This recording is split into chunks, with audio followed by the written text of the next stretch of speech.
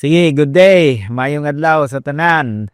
Malipayon ang usa to diha aday ta nga nakalipay sa nagasunod tingwaon nga magmabungahon ug mangbalampuson sa mga tagsa-tagsa nato ka mga bulaton. Gusto ko nga mo adto karong buntag sa Titus chapter 2, no? Hiusgutan ni Pablo ang lain-laing mga grupo dinhi og ang mga itudlo ngadto kanila, no? Kay part sa atong pag-disciple sa mga katawhan nga ginadala ni Lord sa atong mga tapok. Nay mga babae, nay mga laki, mga hamtong, nay mga batanon. Unya doon na siya dinhi mga gisgutan nga mga butang nga itudlo ngadto kanila. Mahinumduman, we have to remember that the objective of all these teachings of God's Word, we teach God's Word or we teach using God's Word. You know? We rebuke people using God's Word. We correct people using God's Word. We train people using God's Word. The whole idea is to thoroughly equip them. That's the equivalent of being mature. No? Thoroughly equip them that they will be able to do every good work. Now, sumana siya. So let's visit chapter 2. We start with verse 1. Titus chapter 2 verse 1. You must teach what is in accord with sound doctrine. Now, it's just a general rule that the Apostle Paul laid down ngadto sa mga magbubuhat nga iyang gipang train like Titus nga also iyan na pong launch out. Iyan nang release sila para magkapangalagan na sila on their own, nga wala na sila mailalom sa anino, no longer under the shadow of the Apostle Paul, but they are now doing ministry of their own in a place which is far away from Paul. This time, si Titus naa siya sa Crete, sa isla sa Crete. No? Crete is an island in the Mediterranean, a little smaller than Cyprus. No? O nasa assignment dito. So, you must teach, kinanglan itudlo nimo kung unsa tunguyon sa insaktong pagtulunan. Meaning to say, ayaw pagtudloan ng hiwi, kanang mga supak, no? Sa sound doctrine, ayaw na nagitudlo kay waste of time na siya. It will not bring blessing to people of God. Ang itudlo, kadtong accord, in accord. In accordance. Accord is the root word for accordance. Also the root word for the word accordion. Uyon ba siya sa tama na pagtulunan? Mo na ang itudlo. Kay mao lagi na, the idea is to build the people of God, to equip the people of God, so that the people of God, as they become thoroughly equipped, they will also become able to do every good work. And when they do that, they become contributors to the advance of the kingdom of God. That's the whole idea. Amen. No? Dili lang kay magtudlo ta for the sake na natay tudlo, di ba? Ang uban nagatudlo on purpose to create controversy because the more they are controversial, the more they are talked about. No? Tuyo lang kung silang palupok og mga makagulikos o kaguliyang kay gusto man silang pirmi hisgutan ng ilang mga lan. Naa sila pirmi sa istorya ba? Nasa balita. Media hungry people. Wala siya. Dili naman na kinanglan nga to pangbuhaton. Let's just teach God's word faithfully. No?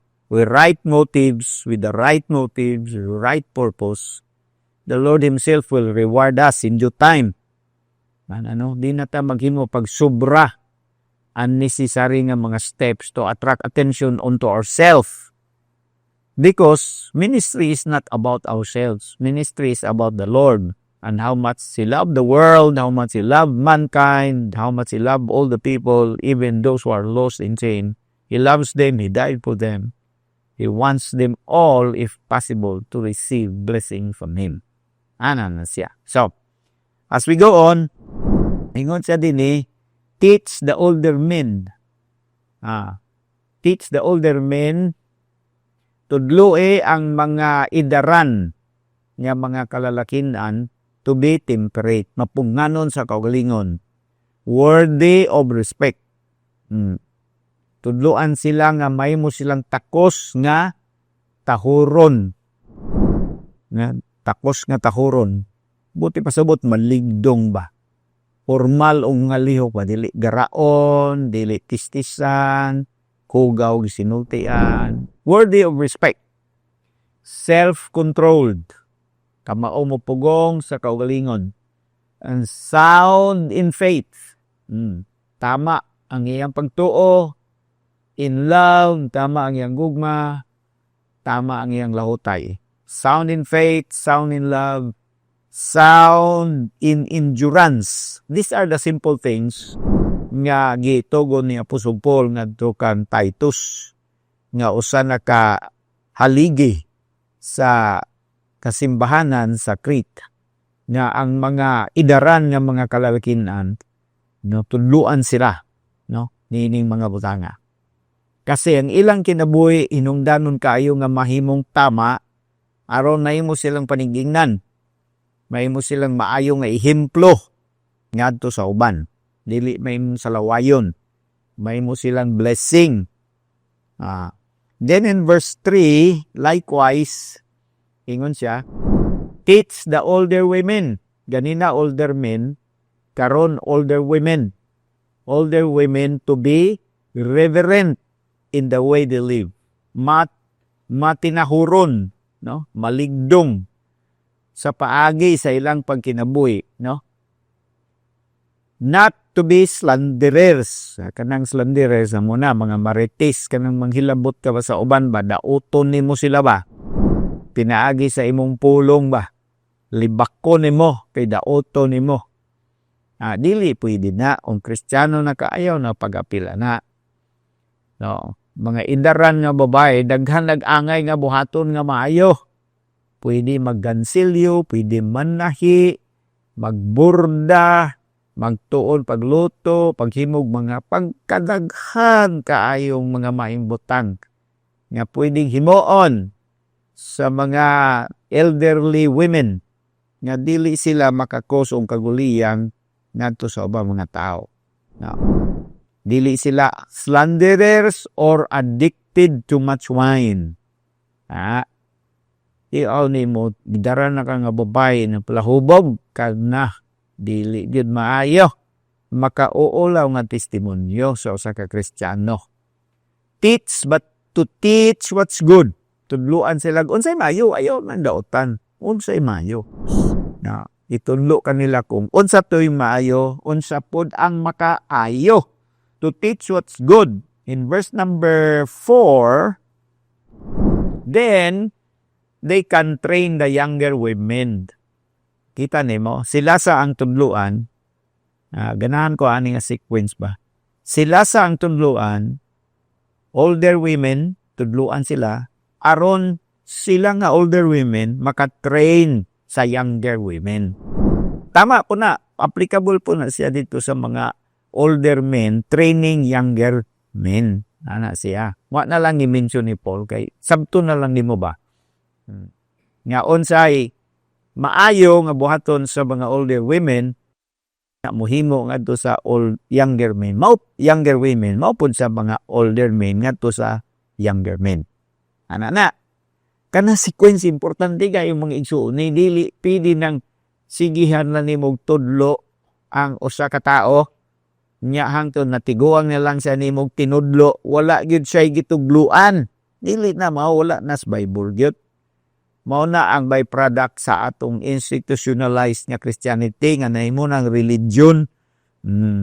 Pero sundon yun mo sa scripture, klaro kaayo na yung mga tambag dinhi, mga pahimangno ni Apostol Pablo, nga tudluan nimo ang kaning nga grupo, older men, older women, aron pod ngadto sila na pod ang mutudlo sa mga younger men, younger women. Diba? Tanaw ra ni before ta mag-proceed, compare ragon nato na kay na i-principle na sa 2 Timothy chapter 2 verse 2. 2 Timothy chapter 2 verse 2. The things you have heard from me is si Pablo, say in the presence of many witnesses, entrust to reliable men who will also be qualified to teach others. Pero tanawin mo nagklaro, gikan kang Pablo, ngadto kang Timoteo, si Timoteo ngadto sa reliable men, mangita og others. Upat ka hang na. Kumpirmi nato na ginasunod, no? Over a period of time, grabing explosion na medyo uban sa gahom sa Espiritu Santo. Galing kay wala man kasagaran, sige lang tagtudlo, repetitious, balik-balik at tudlo, the same nya sila wala po sila nagtuon nga man sa uban. O katong uban tuon nga manudlo po sa laing uban. Karon giadresan na nato, makorek na siya. Ayaw sugot nga ikaw lang pirmigi na tudluan niya, ikaw wala ka nanudlo sa uban, ayaw sugot. Amen? Now, another verse pa nga para ma-amplify na siya maayo, ma-reinforce pa gyud siya, naa sa Hebrews chapter 5. Sa Hebreanon kapitulo 5 sa bersikulo 12. In fact, by this time, you ought to be teachers. By this time, you ought to be teachers. Ngani pa, karong panahon na, kamo angay na unta na himong magtutudlo. Pero, kinanglan pagyapon mo nga naay mo tudlo kaninyo sa mga unang pagtulunan sa pulong sa Dios. Usab, all over again. Meaning, nagbalik-balik na ang siging pagtudlo. Apan ang gitudloan, wala makakaton nga manudlo pod sa uban. Tungod na, niungot sila. Walay progress, walay multiplication. Giadresan na nato, di na ta musugot nga sige lang tagtudluan niya, di ta manudlo sa uban. Kay dili din na mao. Dapat tudluan ko, unya ako, tudluan ako ni, kini tudluan. Ana siya, pasapasa gyud siya. So balikan na to ang chapter 2 sa Titus, no? Verse 4, then they can train the younger women, saon sa man, to love their husbands and children. Younger women, higugmao nilang ilang mga bana o ang ilang mga kabataan. No? Dili magsigig laag, dili magsigig lingaw-lingaw, sayo pa maapil ng mga bisyo, dili. Train them to love their husbands, love their children. Unsa pa? To be self-controlled and pure. Kamao mo pugong sa kaugalingon, ug unya putli. To be busy at home. No nga mabisi sila sa balay.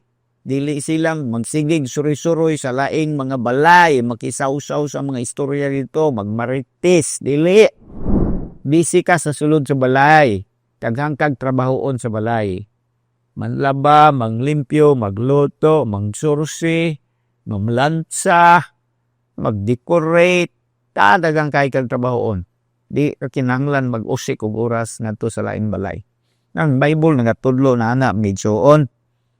Kay ginasunod pa niya, hilom unta kayo, linaw unta kayo, mauswagon pag yun ang ato palibot kay kugihan man ang tanang mga tao. To be kind. Ngayon siya, kind. No? Maayo. Magpakita pagka maayo. To be subject to their husbands. Magpailalom sa ilang mga bana. Then sumada, so that no one will malign the word of God.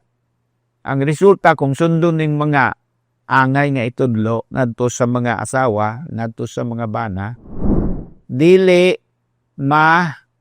bugal-bugalan ang pulong sa Ginoo.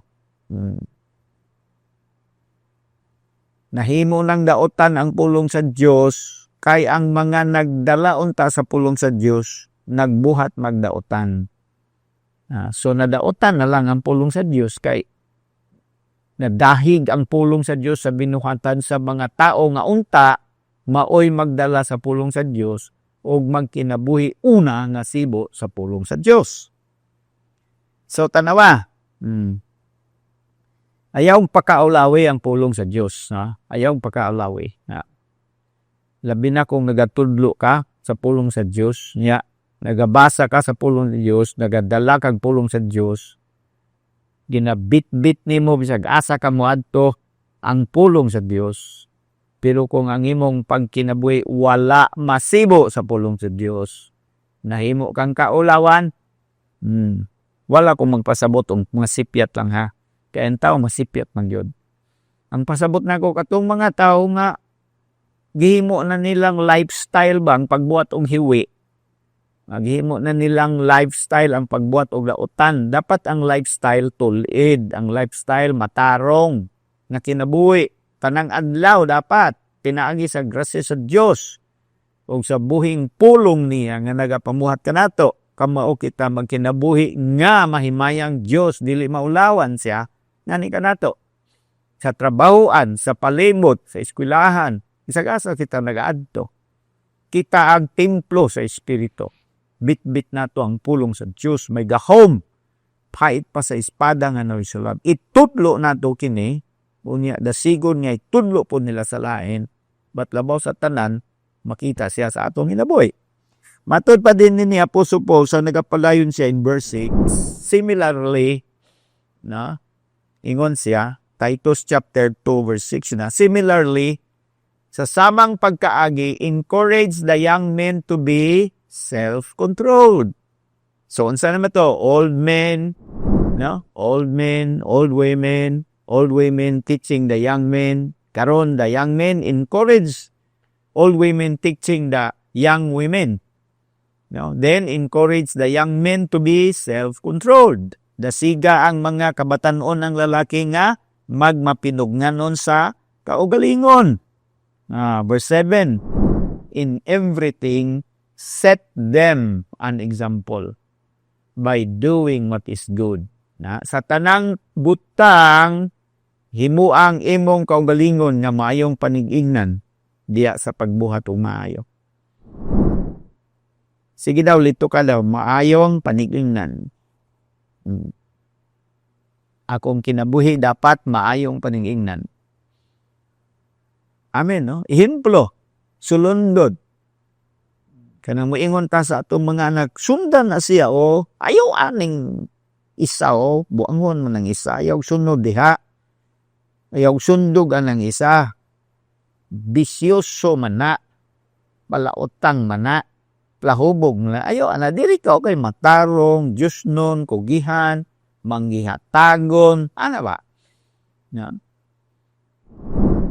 Example by doing what is good. In your teaching, show integrity. Sa imong pagpanulo, magpakita ka og integridad ba?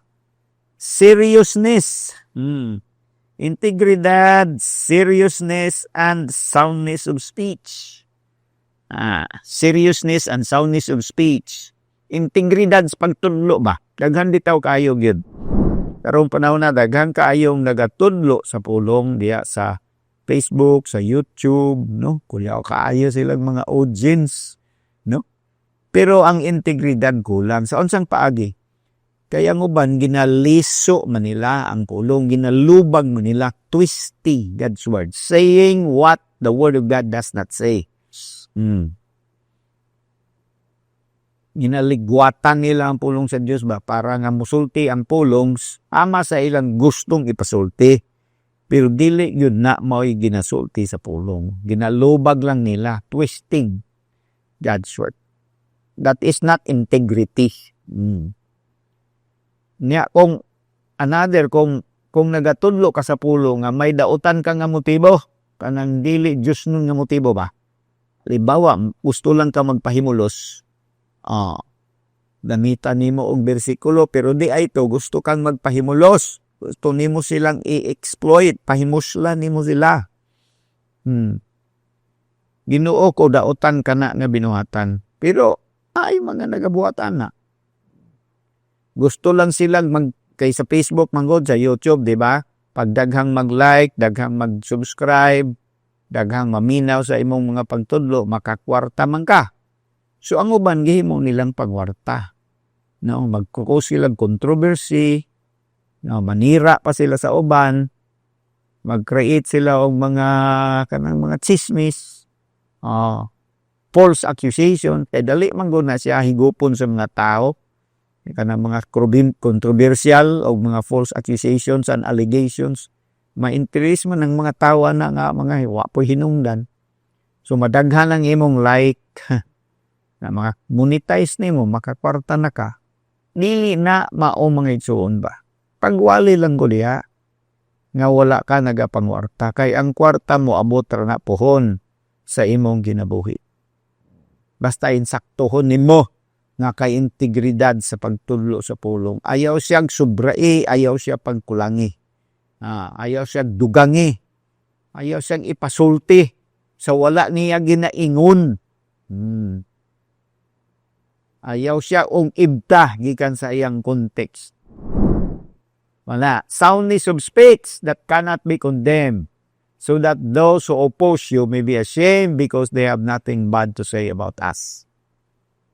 Kung ang atong pagkinabuhi manggod ihemplo, wala na sila'y masulti, kay ngano man, bisag unsaon kanila og saway, di ba? Dili man tinuod ang tanan mga ginaistorya nila, kay naning kamot man ikaw bang sa Ginoo ang imong kinabuhi, kahimot-an ngadto sa iyang atubangan. So muna ang tao sa Diyos. In verse number 9, na ilaing grupo nga gimension ni Pablo, mga slaves, no? Ang equivalent ani karon sa atong panahon, mao na apil na mga katabang, but also generally speaking mga empleyado. Katong mga nanarbaho ba nga naa sila'y mga amo. No, so teach slaves to be subject to their masters in everything. Tudluan nato ang mga Kristiyano nato nga magpailalom sila sa ilang mga amo. Dili sila musukol, dili sila magtubag-tubag, tinguhaon nila nga mahimuot, malipay ang ilang mga agalon to try to please them. Subject to their masters in everything, to try to please them, not to talk back to them.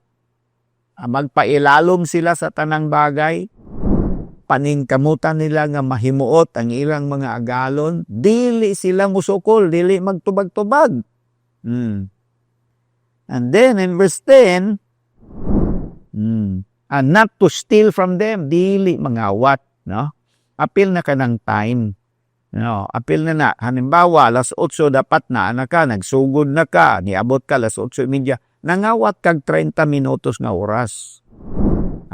Nangawat ka, kung abot kag alas 9, alas 10, tikas na. Dili mangawat. Tarungon nimo ang imong pagtrabaho. Tunluan nato ang atong mga disipulo nga nanarbaho, mga empleyado sila, no? Tudluan nato og matarong. Pinagi po na sa example, ginabalik-balik ba yan na po ni sa inyo, ano? Kanang manarbaho nga, dili kwarta nga atong giapas, nga atong lihok, isibo-sibo ra po nato sa atong adlaw nga suhol.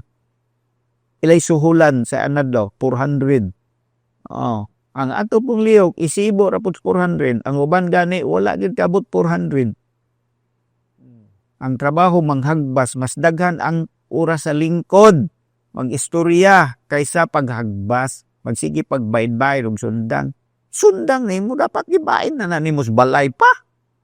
Anang buntag sa iyo o gabi para pag-abot nimo dito sa lugar sa asa ka maghagbas, diretso na ba dili kay dito pa magbain. Tigbas ang kaduha, lingko na pud kay magbaid, panikas na.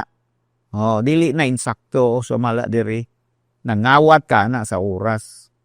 Libong na imong gibuhat, mo na singlon ka na kay unsa may imong gipugas mo may imong anihon.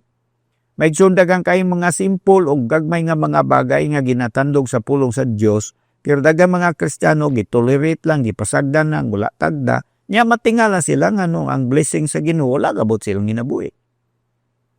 So pag-abot ni abot ang tato pero masayang kay buslot man ang imong na may buslot, na may leaking sa imong Christian life. Nangawat man ka sa panahon, sa time. Nanikas man ka. Not to steal from them, but to show Unsa man? To show that they can be fully trusted. Ipakita nila nga masaligan gyud sila sa hingpit. Kanang dili nakatsigig bantay bitaw, nagatrabaho ka nga wala ka ginabantayan permi. Ako di ko gusto anang nagatrabaho ko na magbantay sa kong kilit. Sulti lang ko unsay ang trabaho kay trabahoon ako. Dili kay napa ko mura mo kog batang way buot ana. Sunod-sunuron ko, dili insulto na sa kuha. Ikaw po ingana po dapat kamong mga naminaw ba na narbaho mo ayaw nang sigihan mo patawag sa opisina sa inyong boss, sa inyong foreman kay koreksyonan mo. Dapat kamo mismo kamao na mo koreksyon sa inyong kaugalingon. Mga Kristiyano ang ka mo. Diba? Daghan pa kaayo mga Kristiyano nga wala ginagabasag kaugalingon nga pagbasa ba, wala nagapangayog lamdag sa Espiritu sa Ginoo ba. Wala na nagapangayog courage gikan sa pulong sa Dios nga ilang koreksyonan ng ilang kaugalingon ba. Nya ra bag koreksyonan sa lain suko. Masuko. Naghulat pa man kung kaglain tay mo korek nimo kung gikoreksyonan nimo na imong kaugalingon, dili na unta ka koreksyonan sa lain. Nag-una-una na magkag-correct si mong kuglingon. Pag-gahi pa man ka mo na, badlungan ka, toa. Ang badlungan, suko. Dili maong attitude, walay mayong dangatan na. Kaya nga si Apostol Paul nagahisgot ani, kay gusto niya nga ang tanang mga sumusunod ni Kristo maka-receive og full nga benefit. Maka-attain sa measure of the fullness of Christ. Measure of the likeness of Christ. For the glory of the Lord. Then ang last nga verse 10, so that in every way they will make the teaching about God our Savior attractive. Pagkanindot ko sa timuok nga paagi, sa tanan nga paagi, atong himuon ang pagtulunan may tungod sa Dios nga manluluwas attractive, maka-attract ba? Maka-attract og mga sympathizer, maka-attract og mga followers. Kay nindot man kayo. Nganong nindot? Kay gisuportaan man sa matarong buotan, Diyos nun, balaan nga kinabuhi.